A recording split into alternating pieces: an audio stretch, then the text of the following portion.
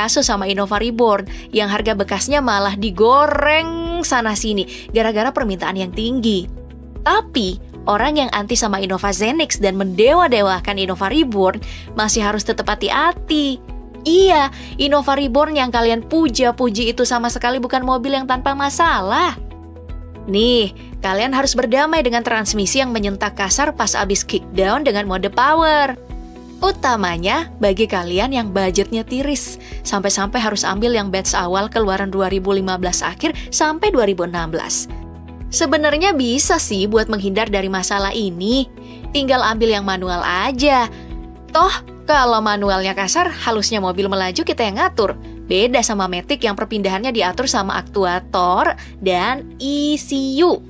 Gak cuman pas di kickdown aja nih, tuas transmisi otomatisnya itu bakal susah banget dipindahin dari posisi P ke posisi R, yang bikin hati jadi makin kacau balau pas lagi buru-buru, kayak balon ijo yang meletus aja. Toyota bilang masalah tuas persneling yang susah dipindahin itu karena si Innovanya diparkir di tempat yang nanjak atau menurun, sampai-sampai pengunci transmisinya terbebani dan susah buat lepas. Iya, masuk akal sih yang dibilang sama prinsipal Toyota ini, emang bener, termasuk soal edukasi tentang cara parkir mobil Matic di tanjakan atau turunan yang mesti dinetralin dulu.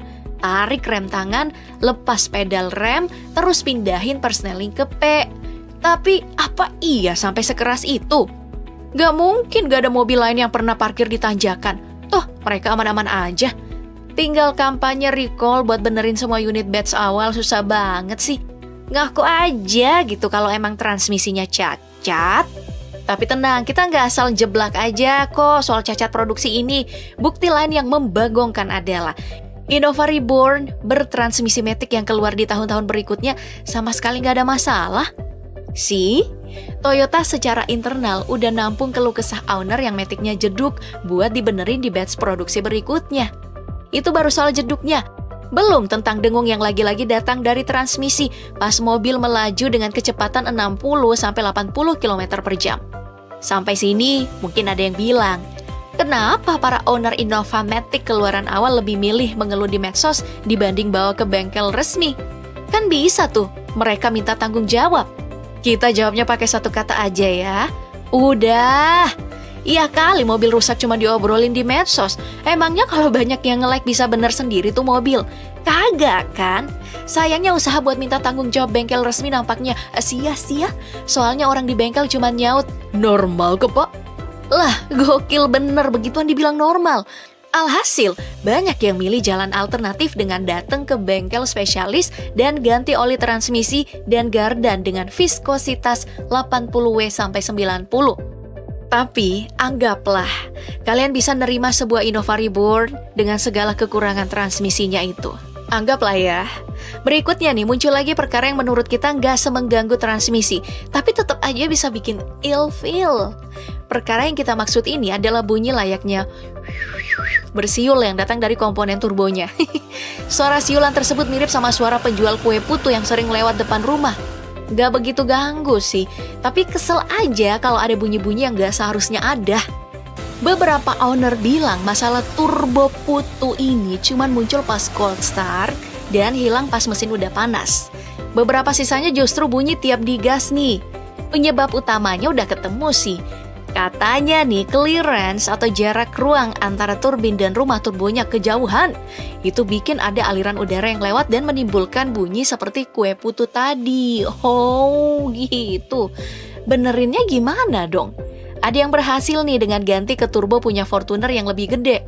Tapi mengingat kedua mobil ini satu basis, masalahnya nggak hilang sepenuhnya. Coba tebak, penyelesaian dari Toyota kayak gimana? Yap, dibenerin lah di batch selanjutnya. Oh iya, turbo ini cuma ada di varian diesel ya. Bensinnya kan nggak pakai turbo-turboan. Nah, mumpung lagi ngomongin diesel nih, tahu nggak kenapa Innova diesel lebih dicari dibanding yang bensin? Ya, salah satunya karena masih bisa nenggak BBM paling murah yang beredar di pasaran dan ada di hampir setiap SPBU BUMN. Yap, Innova Diesel meskipun teknologinya udah lumayan canggih, tapi nyatanya dikasih minum solar busuk pun masih jalan. Karena banyak owner yang memanfaatkan hal itu, maka muncullah indikator di instrumen cluster buat mengganti filter solar dalam interval yang lumayan deket.